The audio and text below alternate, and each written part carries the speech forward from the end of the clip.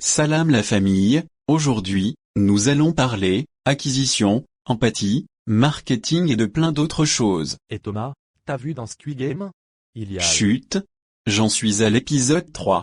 Ne me spoil pas et on a déjà fait cette blague de raconter l'intrigue de cette série.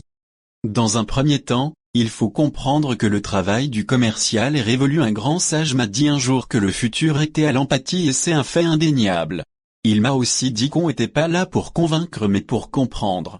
Vendre n'est plus l'affaire d'un seul homme mais plutôt d'un groupe prêt à saisir les besoins du client, répondre à ses impératifs et clôturer en éliminant les derniers blocages. Et pour ce faire, quoi de mieux qu'un bon vieux pipeline? En effet, un pipeline qu'on ne subit pas et que l'on maîtrise tout en l'optimisant de temps à autre permet d'avoir des vertus incroyables pour l'équipe. Il est possible d'anticiper la durée d'un cycle, de jauger la perte entre les étapes et j'en passe. Un autre sage disait qu'il ne fallait pas se focaliser sur les deals conclus mais plutôt sur l'ensemble des étapes tout en pensant à bien organiser les équipes autour de ces étapes. Les objectifs ne sont pas forcément un chiffre d'affaires. Ils peuvent aussi être liés au nombre de deals perdus, au nombre de liaisons entrant blablabla.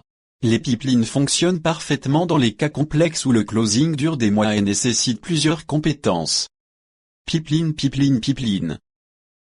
Pour être efficace, chaque personne d'un groupe doit correspondre à une étape d'un cycle de vente.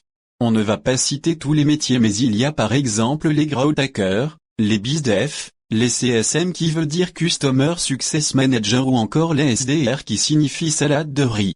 Salade de riz. C'est drôle n'est-ce pas? Bref, je vous remercie de m'avoir écouté. Le plus important de cette histoire est de se mettre en tête que bien s'organiser et dispatcher les tâches entre les membres de l'équipe permet de gagner en temps et en efficacité. Et surtout, James Bond meurt à la fin du film. Oh non. Mais quel bâtard!